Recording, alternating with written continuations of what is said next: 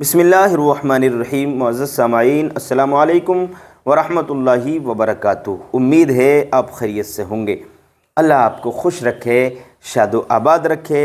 अल्लाह पाक आपकी ज़िंदगी में खूब बहारें अता फ़रमाए। मेरे प्यारे नाज़रीन, बाबा रामगिरी का नाम तो आप सुन ही रहे हैं।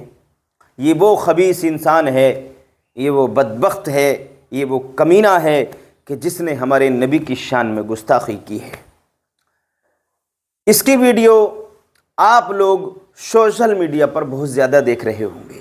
इसके ख़िलाफ़ बम्बई की सरज़मीन पर प्रोटेस्ट किया जा रहा है और इसके ख़िलाफ़ जगह जगह लोग आवाज़ें उठा रहे हैं, प्रोटेस्ट कर रहे हैं, है ना, प्रोटेस्ट कर रहे हैं और इसको गिरफ़्तार करने की मांग कर रहे हैं। बम्बई की सरज़मीन पर, कर्नाटक की सरज़मीन पर, राजस्थान की सरज़मीन पर, एमपी की सरज़मीन पर, आंध्र प्रदेश की सरज़मीन पर, बेंगलोर की सरज़मीन पर जगह जगह लोग प्रोटेस्ट कर रहे हैं और इसकी गिरफ़्तारी की मांग कर रहे हैं। लोगों का कहना है कि इसको बहुत जल्दी गिरफ़्तार किया जाए, अरेस्ट किया जाए, इसको बहुत जल्दी जेल की सलाखों के पीछे डाला जाए, इसलिए कि इस इंसान ने हमारे नबी की शान में गुस्ताखी की है। इस बात को लेकर के आप ये मत समझना कि सिर्फ एक सूबे का इंसान परेशान है, एक सूबे का, एक स्टेट का इंसान परेशान है। नहीं, एक स्टेट का इंसान परेशान नहीं है, सिर्फ एक सूबे का इंसान परेशान नहीं है, एक राज्य का इंसान परेशान नहीं है, बल्कि पूरी दुनिया का मुसलमान परेशान है, बेचैन है इसकी गिरफ़्तारी के लिए कि इसकी गिरफ़्तारी बहुत जल्दी अमल में आनी चाहिए, बहुत जल्दी इसको गिरफ़्तार किया जाए, बहुत जल्दी इसको जेल की सलाखों के पीछे डाला जाए। इसने नबी की शान में गुस्ताखी की है। इसलिए देखिए, हिंदुस्तान के अमन व अमान को, हिंदुस्तान के माहौल को ये ख़राब करने वाले काम हैं। तो लोगों का कहना ये है, लोग आंदोलन कर रहे हैं, लोग प्रोटेस्ट कर रहे हैं और इसकी गिरफ़्तारी की, इसकी अरेस्ट करने की मांग कर रहे हैं। हर जगह से आवाज़ आ रही है और नबी के लिए हर जगह का मुसलमान बोलेगा, सिर्फ़ और सिर्फ एक सूबे का ही मुसलमान नहीं बोलेगा। एक सूबे का ही मुसलमान रोड पर नहीं आएगा, सड़क पर नहीं आएगा, बल्कि पूरी दुनिया का मुसलमान नबी के नाम के लिए अपने घरों से निकल आएगा, रोडों पर उतर आएगा। लेकिन नबी की शान में गुस्ताखी बर्दाश्त नहीं की जाएगी। अब देखिए, एक चीज़ आगे और बता देता हूँ आपको। बरेली की सरज़मीन से भी ऐलान कर दिया गया है। मौलाना तोक़ीर रज़ा की जो तंजीम है, उनका जो संगठन है वो भी बाहर निकल के आ गया है।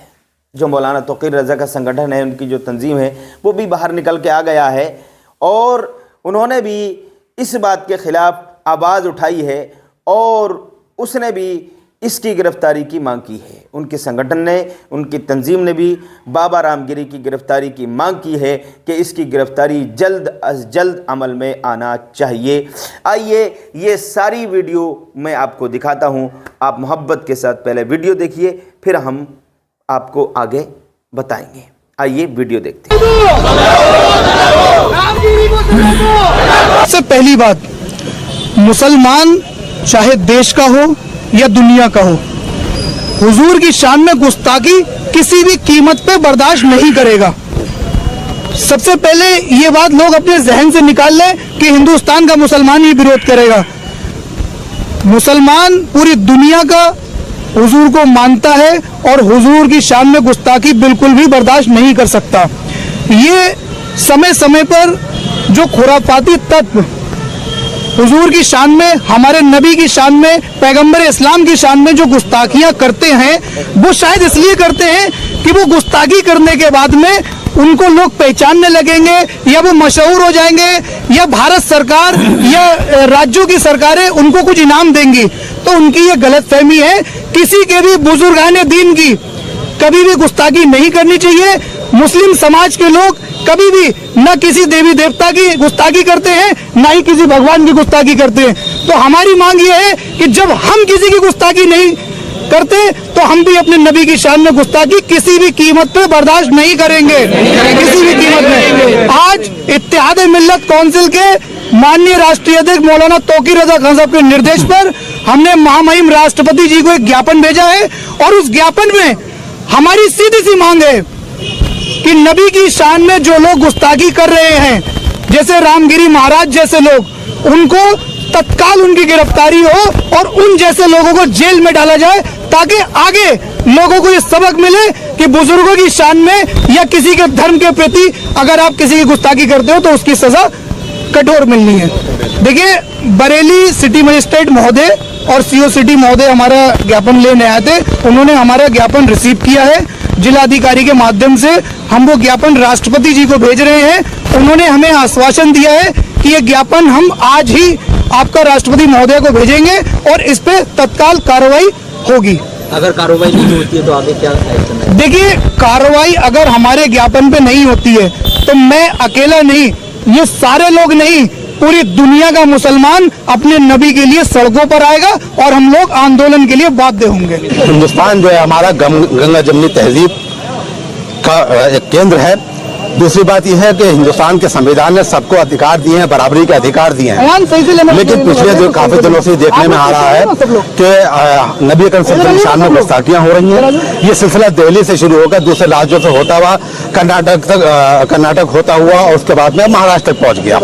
लेकिन बड़ा खेद का विषय है कि छोटे छोटे मामलों में जो है लोगों के ऊपर FIR दर्ज करके उनको गिरफ्तार करके जेल भेज दिया जाता है, लेकिन जब नबी अकरम सल्लल्लाहु अलैहि वसल्लम की शान में गुस्ताखियां हो रही हैं तो किसी भी अपराधी को आज तक गिरफ्तार नहीं किया गया।